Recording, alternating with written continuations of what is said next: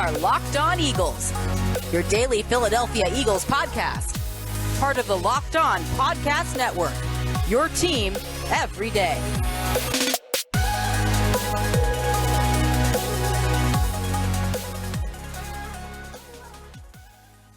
I wanted to get into the story with you that I saw from the Philadelphia Inquirer over the weekend. And it was really just talking more about the Eagles front office dynamic. And it sounds like that Jeffery Lurie has, quote unquote, taken a step back, and Howie Roseman has even more say in this front office. And so far, we've loved the result that's come from this offseason. Was that really a surprise for you to hear that Lurie is less hands-on? I don't know. I don't feel like it's super revealing about Howie's control and power. I think we all knew what kind of roster control he's had and the pull he has, especially after 2020.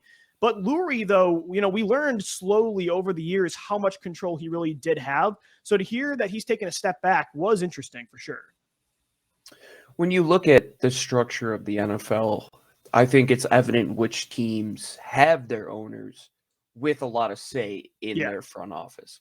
You could see the clips of the Colts when Jim Irsay is there. We know Dan Snyder's effect on Washington. Oh, he's about to get voted out of the league, apparently, it sounds like. He might be gone forever, and that could be a good thing for the NFL. But Jeffery Lurie is one of the most respected guys in football, I would say. I think he's well respected around the NFL, and it was just finding that balance of how much should he delegate?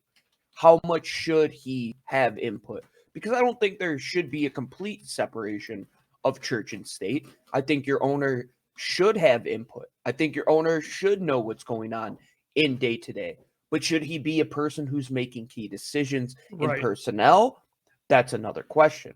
I believe Jeffrey knows football. I believe he has an understanding of scouting, not as well as your general manager and Andy Weidel, director of player personnel, coaches, and everybody else. Everybody else in that department. But at the same time, you don't want an individual who's just in the background not doing anything.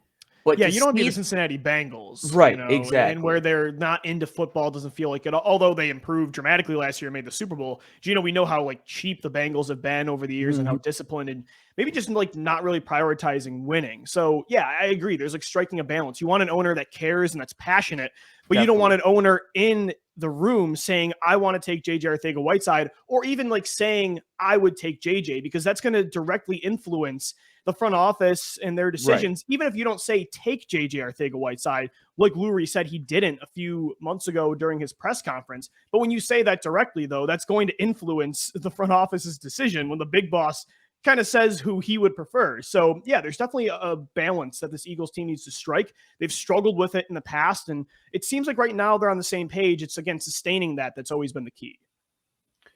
Yeah, when your owner is in there, anybody who's ever worked in a corporate setting. Yeah, imagine your boss says, I think we should do this. You're not, he doesn't tell you directly, but you're going to do it.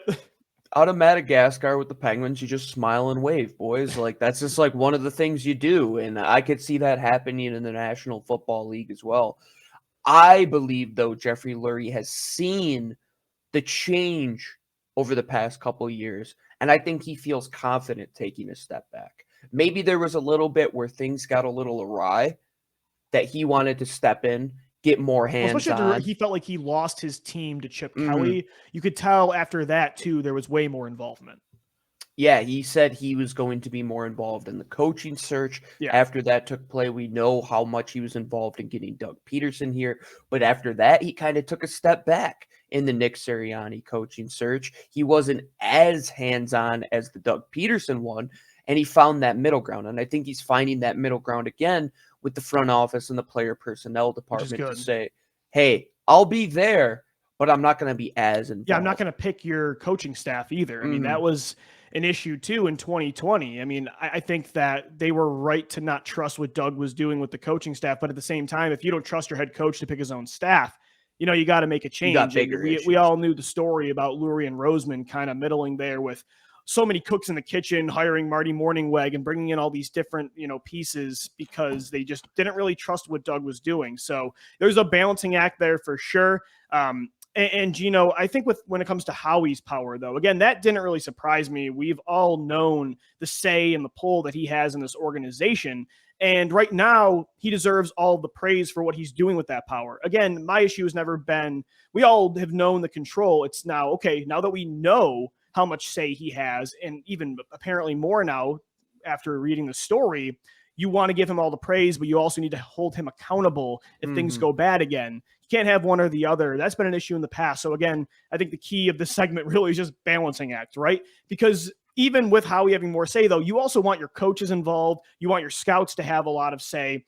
And right now, though, it does feel like they're in sync. All you have to do is look at their defensive additions. That is everything they've done looks like what Jonathan Gannon would do if he was the GM. So it seems like it's in sync, and that's good. You don't want to abuse that power you have. You still need it to be a collaborative effort.